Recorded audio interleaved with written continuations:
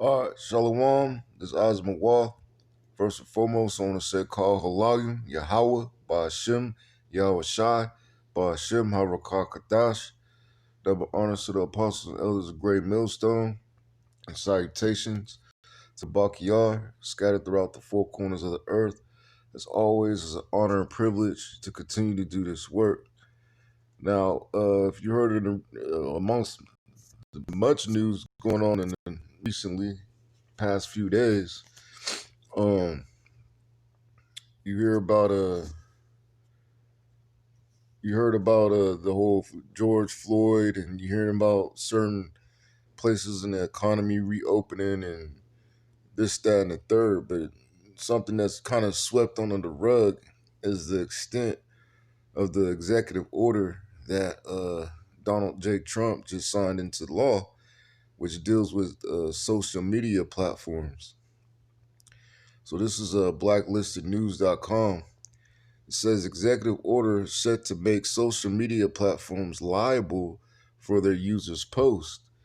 Because, everybody got the email from YouTube coming into the 2020 dealing with, is your content suitable for kids? And they said that I think it was in New York, in which they passed a law in which everybody had to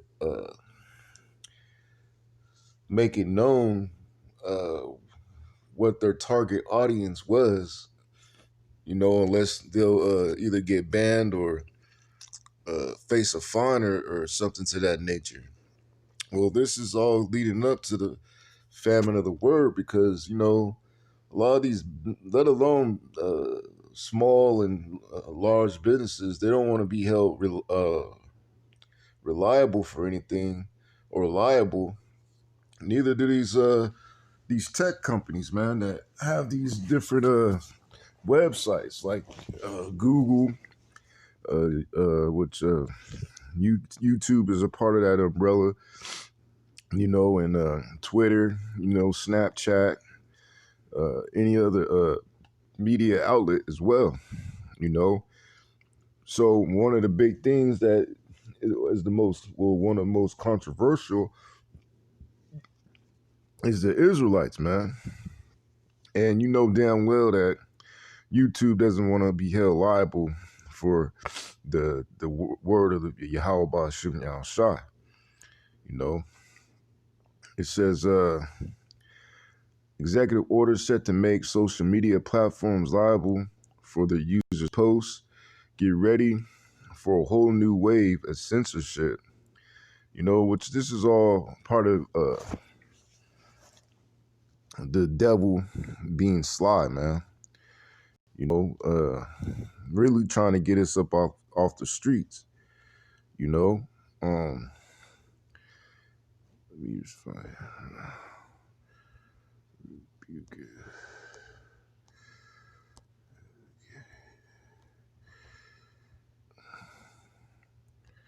Salaki, just bear with me.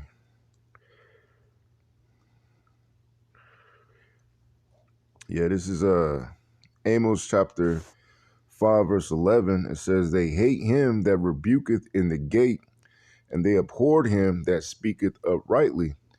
That's right, man. And we're at that gate, because it says go to the gates of the nobles.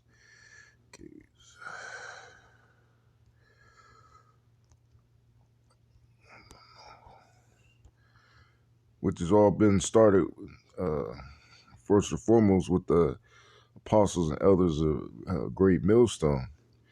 And this is Isaiah chapter 13 verse 2. Well, I might read at the top. Well, this is not Amazon, but Amos, not Amos, Salakia. This is Isaiah chapter 13 verse 1, because I'm reading Amos and just in my mind I was thinking of Amazon, but this is Isaiah chapter 13 verse 1. The burden of Babylon, which Isaiah the son of Amos did see, says, lift ye up a banner upon the high mountain. And mountains in the scriptures represents governments. And that banner represents this truth. That's why the truth has been lifted upon this high, powerful government, which is causing it to make it rise to its feet, so to speak, and to drive itself to pass these laws because the exposure is at an all-time high. Everybody's exposing this place, man. It's being the wicked place that it is, man. It says, exalt the voice unto them, shake the hand, that they may go into the gates of the nobles. Yeah, and the nobles is talking about your high officials, man. Your leaders, you know. And as you see through certain tapings that you watch in Congress, as they're talking about certain groups and certain agendas and certain laws and certain plans or whatever, they often mention the Israelites, man, which they call us black Hebrew Israelites, but we're not black because we come in all shades, man, shades of brown, and even some of us look like these other nations because Israel is scattered throughout all nations. In verse 3, it says, I have commanded my sanctified ones. I have also called my mighty ones from my anger, even them that rejoice in my highness. You know? So this is back to the news article. It says President Donald Trump will target Facebook and Twitter in an executive order on social media, according to a draft that appears to have leaked online. Kate Klonick, an assistant legal professor at St. John's Universal School of Law, published what she said was a draft version of the executive order late on Wednesday. The Tech Dirt reporter Mike Mansnick said he had received the same draft, and Reuters confirmed that it had seen a genuine draft. The draft version of the order, which could still change names, Facebook, Google, and Twitter, and targets a section of U.S. law which tech platforms largely aren't liable for what their users post and are fairly free to police content.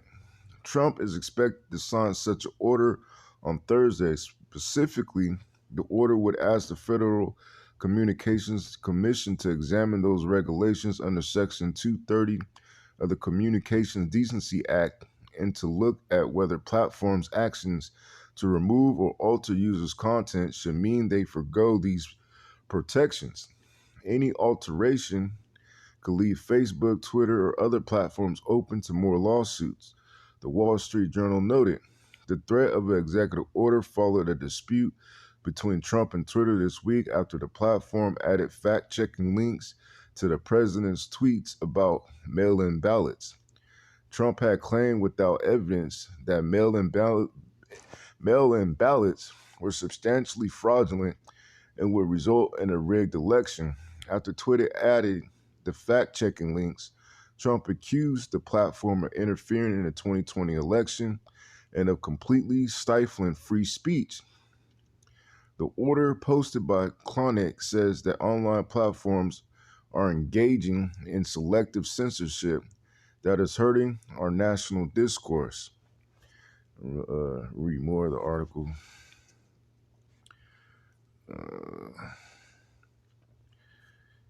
Just bear with me.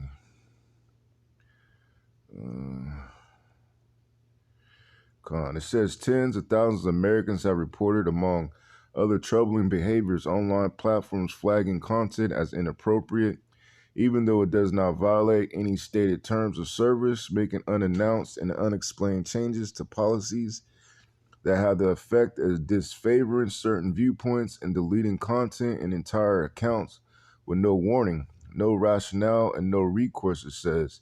The draft order asks the Federal Trade Commission to consider taking action against companies found to have violated the law or those whose attitudes about content moderation don't appear to match their policies. And also, as government agencies review their ad spend to ensure there's no money flowing toward platforms that appear to restrict free speech. Legal and tech policy expert told Insider that Trump's executive order draft is dead on arrival. But even though that it's pretty much, to me, it's saying two things at once. First, it's saying, oh well, it's attacking free speech, so we need to pass this executive order so we could punish them for attacking free speech and deleting other content. But in the same time, it's saying that it's holding these platforms liable for what their users post. So therefore, these platforms are gonna just stop allowing people to even post their shit, man. They're gonna it's gonna be more restricted if you think about it. Because don't none of these companies want to be sued left and right, man. These companies hate lawsuits, man. So of course, if you have something so controversial as the Israelites, that these platforms are just gonna start eliminating them, man. So they won't have any liability, and that's what's gonna bring. That's something further. That's gonna bring the famine of the word, man, where you can't hear this truth. In which a lot of people, they can't wait, man. They can't wait for which it says in the scriptures. They want to be they don't want to hear the right things. They want to be prophesied deceits. Matter of fact, let me get that before I get this smooth thing, because they want to hear smooth things, man. People want to hear what makes them feel good in the spirit. Yep, this is Isaiah chapter 30.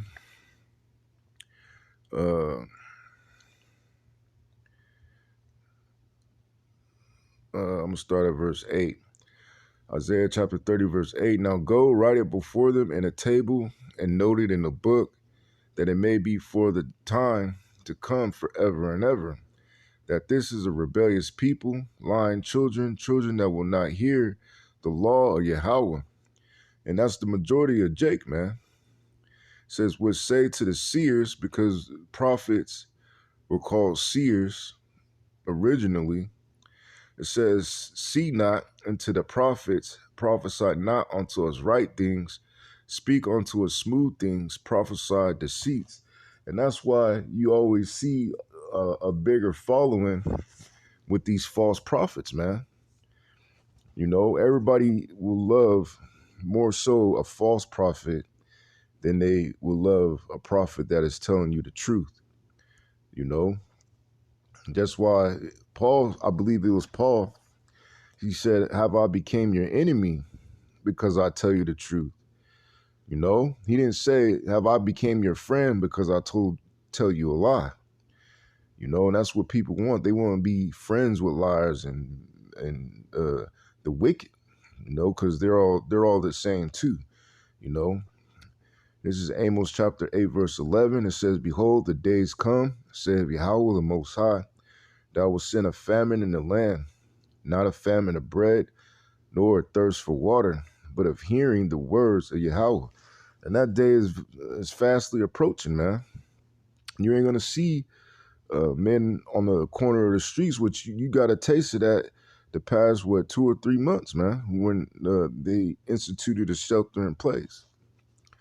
In certain major cities, men that preach weren't going out there, man, because they were trying to abide by, I believe it's the Romans, the 12th chapter,